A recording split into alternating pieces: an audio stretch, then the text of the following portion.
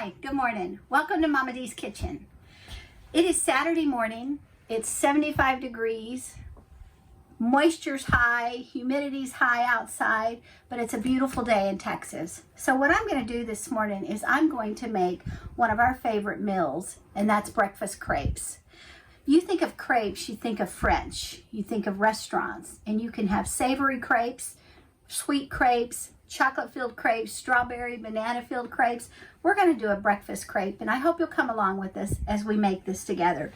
We're going to be using some Thrive Life products this morning. As you can see down here, this is eggs, and it's nothing but eggs, freeze-dried. You weren't going to try those. I wasn't when I first started, but I did. And so here's my eggs that's been refreshed with just 2 tablespoons of the egg mix, and a tablespoon of water makes one, consider it to be 1 egg.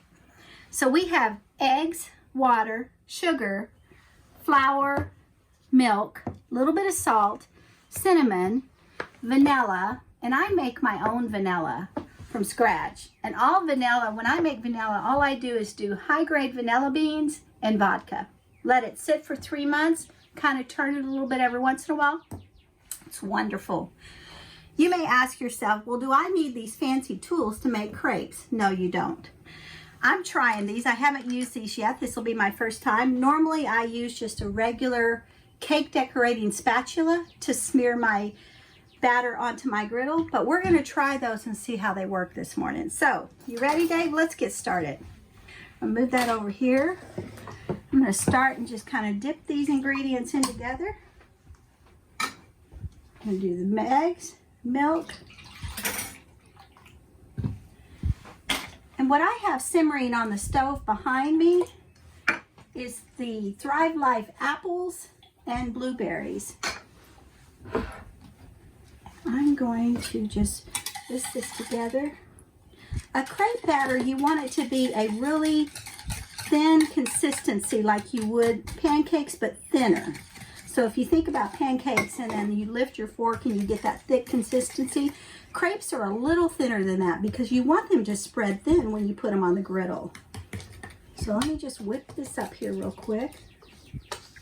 And one of the things about crepe mix is that you need to let it sit about 10 minutes before you start putting it, 10 to 15 minutes before you start putting it on the griddle. That just gives itself time to those flavors and those mixtures to come together.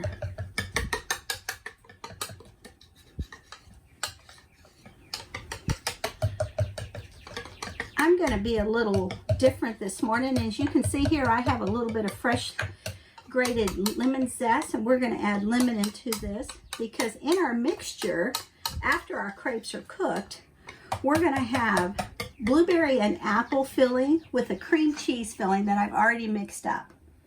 My cream cheese mixture is just simply cream cheese, a little bit of butter, sugar, and a little bit of vanilla. We're going to add just a little bit of salt on this. One of the nice things about crepes is that you can make them and you can freeze them. Put them in your freezer and pull one out at a time as you need it. So as I mentioned, you can put this in the freezer, but of course after it's cooked. So you bake up your crepes on the griddle, and I love my Blackstone griddle. You make your crepes on the griddle, and then you let them sit out until they cool, and then you put parchment paper in between them and put them in bags and stick them in the freezer. And they last. You can pull them out, let them thaw out a little bit, and you're ready to go. All right, so our mixture is mixed up as I'm still stirring. We're just wanting to make sure these lumps are out of here and it's all mixed up together. And then right at the end, I'm going to add just a little bit of my vanilla, just for a little flavoring. I'm going to add my lemon zest. Boy, that smells good. And I'm going to add a little bit of cinnamon. We've already got our mixture of flour and sugar and water and eggs and milk in here. So now we're just adding a little bit of flavoring to the batter. All right. We're going to let that sit for just a little bit. And I'm going to ask you to join me out at the griddle. And what we're going to do is we're going to fry us some bacon. I'm going to keep my fruit. And then, see, let me just show you this real quick. This is my berries and apples. Both are Thrive products. And I added just a tad bit of sugar, not much. But these have reconstituted, so I'm going to take them out to the griddle with me. And I'm going to put them on the griddle and keep them warm.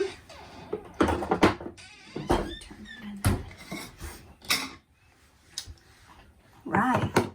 All right, so we'll see you at the grill. Hi, so we're out at the grill. You can see I have my bacon done over here, and it's over on the side where there's not a lot of direct heat. It's more indirect. You can see that I am keeping my apples and berries warm, and I've already put 2 crepes down on the griddle. I'm just watching them to see when they're ready to turn. The thing about crepes is they don't take a long time to cook. But as I mentioned, we're in Texas, and it's a little windy today. Columbus, Texas, off the Colorado River. Oh, it's beautiful here. Now, I've already made 1 crepe, and I have it over here resting or cooling. And you just keep making and keep stacking until you have all the crepes that you want. Just keep testing for the brownness of it. Just move this back over here a little bit so I can get more brown. One thing that this shows me is this shows me where the heat on my griddle is. You can see that the majority of my heat, the direct heat, is right in this area. So as I'm looking at this, if I just flip that around a little bit, see if I can do this without breaking that crepe.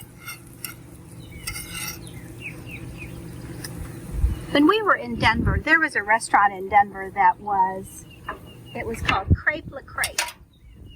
It was downtown Denver, and it was a beautiful little restaurant. And they served crepes, and they served crepes of every filling that you could imagine. One of the crepes that they made that we would go and have lunch there, and I would often order this, was a chicken crepe that had, it was just like, it made me think of a savory chicken pot pie with real tiny vegetables and chicken chunks in it. And they would serve it with this red pepper sauce that was so good. And that was my first experience with crepes. And I thought, I'm hooked. After that, I am hooked. So I've always wanted to learn to make crepes. That's browned up nicely.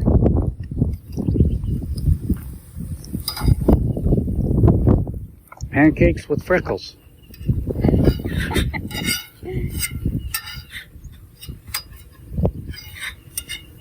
Alright, we're just going to put that one right there.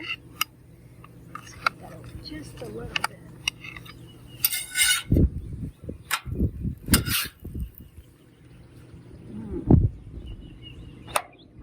Oops, it's hot. We're going to do just a few more. Help me to remember to put this there every time.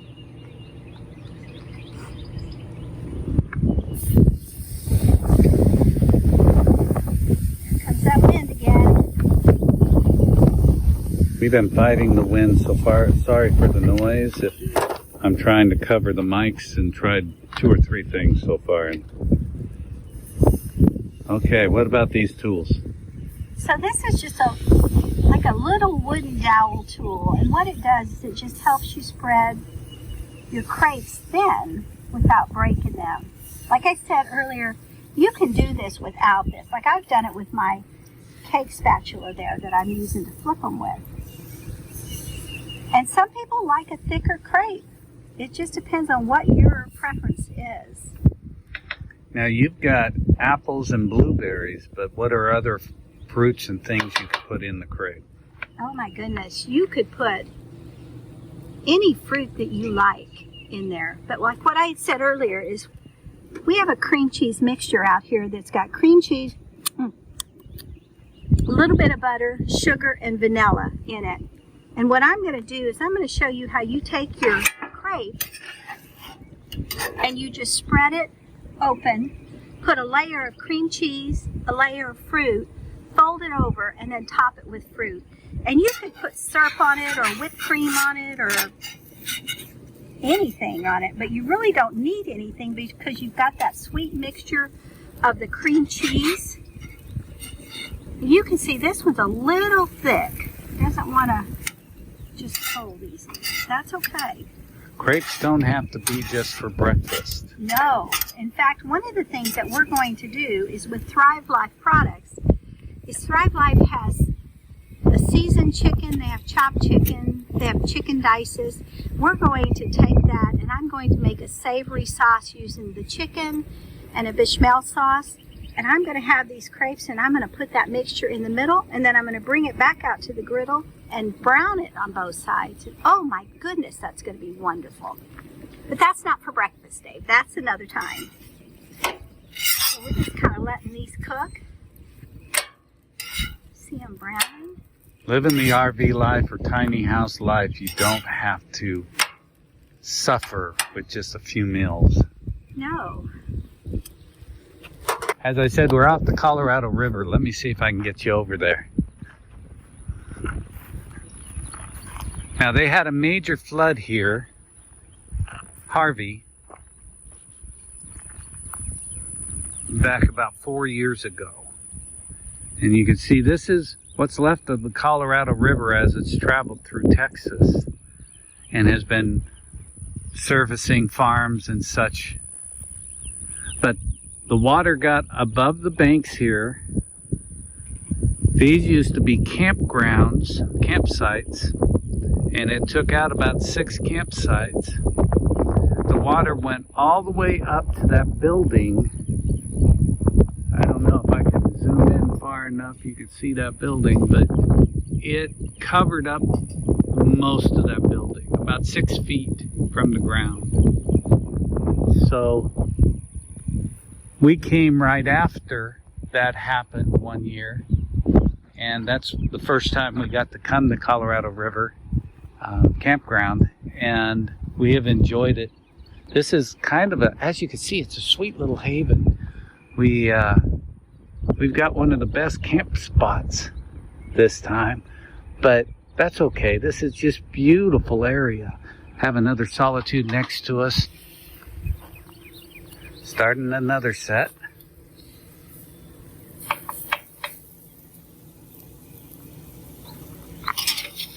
And we had enough wind, we rigged up a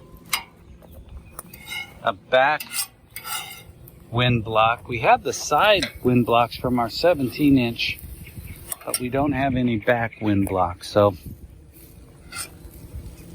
the wind has dropped a bit. This is going to be a wonderful breakfast, Dave. All right, so you're showing your little spatula this time. This is what I used to use when I made cakes and decorated cakes, and it's an ice spreader. But this is also what you could use in place of these. Once you pour your, and I'll do it on the next one so you can see. Once you pour your batter on, you can use this to spread it instead of this little tool. And they've got other kinds of tools we've seen. Just your preference. I want to show you my trusty little egg rings here. I've used these to make what we would classify as like a potato cake. So you have hash brown potatoes and almost like a baked potato type flavor. So you've got hash brown potatoes that you've cooked on the griddle. You've got a little bit of cheese, a little bit of the bacon mixed with a little bit of onion in them. And then you press them down in this and you press more potatoes on top and you grill them on your griddle. And then you can take that off and it stays on there. So what I've brought these out for this morning is I'm going to make Dave and I an individual egg with these so that it stays in its place. And I don't have to worry about it going all over the grill.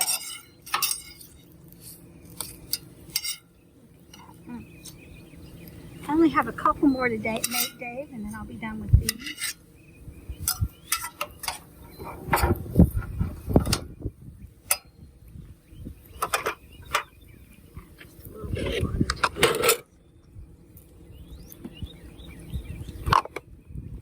Let me show you these little Blackstone containers. So one of them I have water in and one of them I have canola oil in.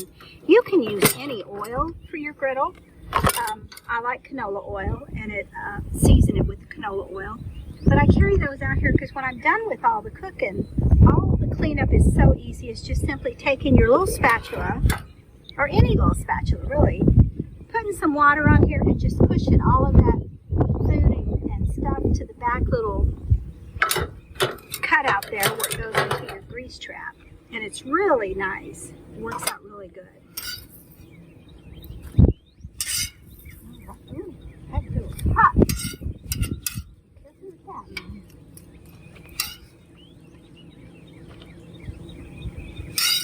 Alright, we're going to make 2 more really quick ones. And then we'll be done. This one I'm going to use my little metal spatula on so you can see. So I just take the bottom of it and you just spread it out.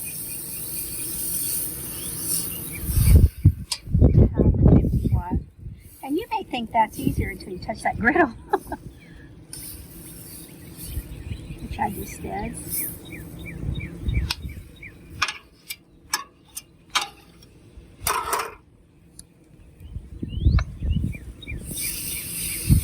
Which one do you like better, the spatula or those wood ones? You know, I'm used to the spatula, so this is my first time using those wooden ones. But I think the more I use them, that I would get used to them and learn how to flip that around so that you know, it spreads it out evenly.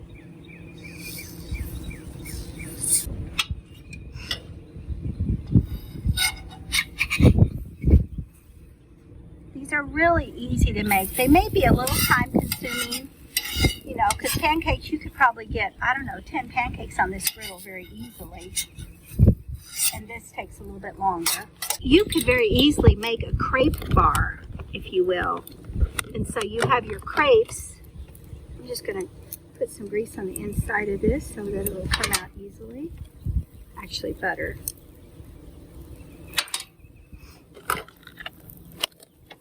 And with your crepe bar, you could have, oh, I don't know, 4, 5, 6 different types of fruits. You could do raspberries and berries and bananas and strawberries. Oh, I should have done strawberries this morning.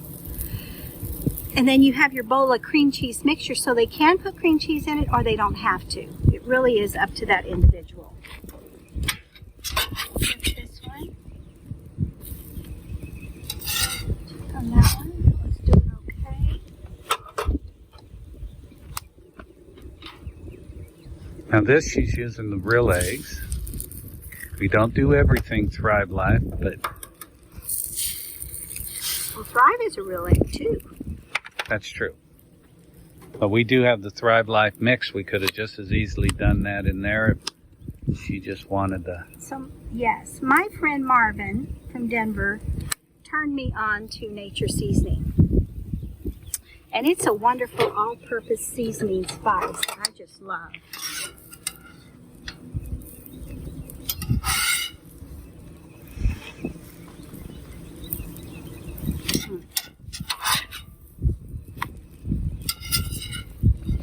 I want to see that look bright. The purpose of us showing you these videos is to show you that while you're RVing full-time, on the weekends, part-timers, whatever your flavor of RVing is, you don't have to eat peanut butter and jelly or burgers all the time. You can make what I would classify as a gourmet meal very easily. And so our purpose in these videos is to show you there's so many different things you can eat while you're traveling on the road. And that's one of the wonderful things about Thrive Life is that as you're traveling, I don't worry about the grocery store. I don't worry about how close we're parked to a grocery store because I have it in my pantry. And that's a wonderful feeling. And as we travel across the country, we usually don't even know where the grocery stores are or good grocery stores are. And when we're in them, it's a comedy because always lost. We're always lost. Which is kind of an adventure in itself. Now, Dave mentioned to you that we are at Colorado River, Columbus, Texas. And Columbus, Texas has the coolest courthouse I mean, it's just awesome. And it's open that it was before COVID. It's open that you can go and you can walk around in it. And we'd advise you to go up to, is it the 4th floor, I believe? To the dome area. It's just, you just sit there and it's just so It's got a hidden beauty. Yeah, the ceiling and the glasswork in there and just the woodwork alone. It's just beautiful. Texas has a way of making courthouses fun, except if you're getting charged with something. And making them fun. They're beautiful architecture, and it's almost like they compete town to town. We've enjoyed a lot of different good courthouses, just stopping and viewing. I'm going to plate these up, David, and show you how we do this. I'll put a couple pieces of bacon right on the side here. Take one of these wonderful crepes.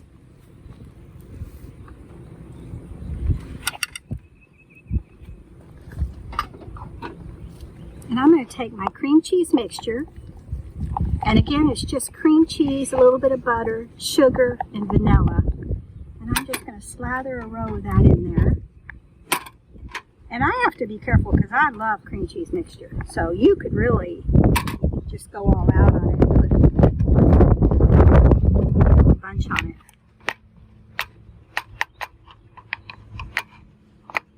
I'm going to take some of my fruit here. Just put it inside.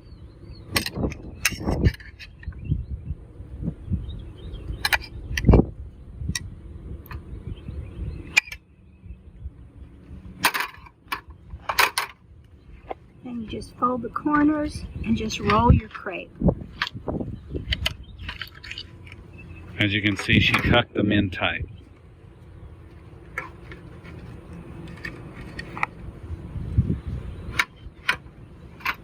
Now you could top it off with whipped cream. Oh, I don't know, whipped cream. Syrup. Syrup. Or even just a little bit of butter.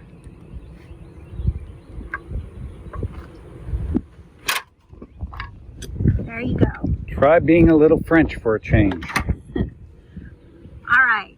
Thank you for joining us this morning. I hope you learned something about crepes. Please put your comments below. If you have any questions, let us know. I will post the recipe on our website under the recipe page. Until we see you next time, keep looking up. Yum, yum.